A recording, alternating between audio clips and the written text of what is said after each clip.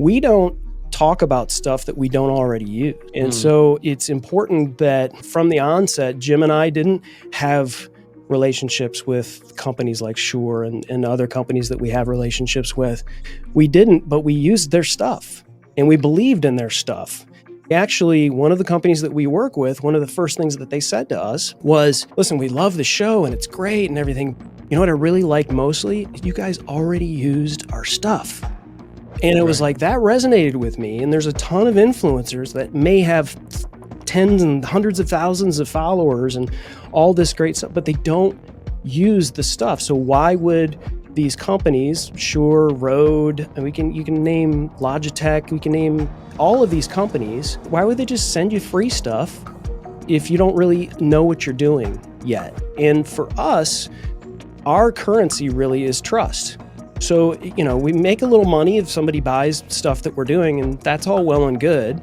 But if somebody has a question about headphones and they want to understand what the difference is between this pair of headphones, which has all this added bass in it, and this other pair of headphones that are more for monitoring, and what the difference is and what they should use, we can have a conversation with them and not go, now, we really want you to buy these because this company pays us this. We want to be able to have that conversation and have people, trust what we're saying. Absolutely, because the minute you promote something that's not as good, that person's have fun trying to get that person back. They're not going to believe a word you said. That's right. So it's a little thing called integrity that good podcasters tend to hang on to and not throw away. I know because of Cast Ahead and everything you do over there, obviously you're kind of the king of repurposing. So you've got your Amazon Live video, which you can then put on all the other tubes, for lack of a better phrase.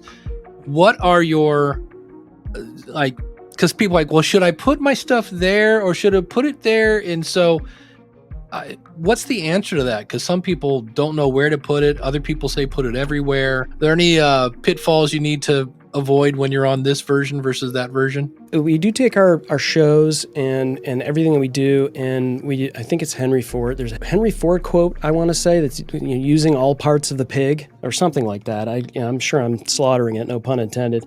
But I think, taking a huge piece of content and then chopping it up is absolutely what you should be doing. But you have to be tactical about it, and you have to understand that you can't just take an hour-long interview that you have with someone and throw it into an app, and it's going to spit you out a bunch of content that's going to get you people to follow you. It's just that's not how it works. It's not how anything works. And so I take the content and I throw it into Descript. That's the first thing that I do is I take the isolated videos and I put them into Descript. I'll make notes during the show and say, ooh, this was a nice little thing that I'm going to use. This was a nice little thing, but sometimes I miss those. It happens.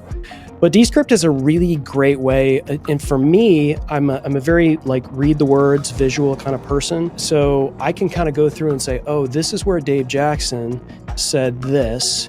And I can highlight something like that and then, plop it aside. And there's just a whole bunch of stuff for it. And so by the time I get to the end of an hour-long interview, I've got 15 or 20 potential clips that I can use on a particular interview.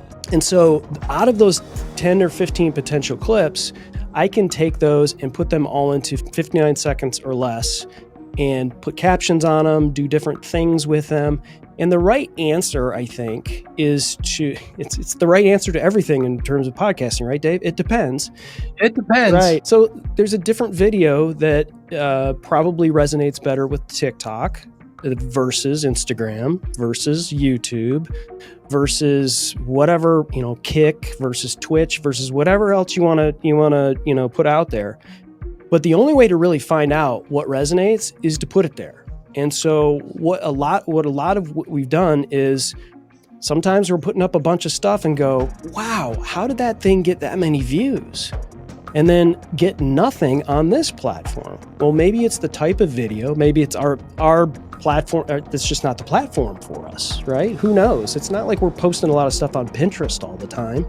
I think the only real way to find out whether or not your content, short form, clips, whatever, is going to work on particular platforms is to really go at it and see if it does. And if it doesn't, then curtail it. Just like podcasting in general, we make our own analytics, but you need a larger sample size to say, hey, these types of shorts don't work for me on YouTube. I did like 10 of them, but these do. And so I'm going to start to focus, and I'm going to use that to create better content for that platform. And then I'm going to do something different or a little bit different and pivot here on this other platform.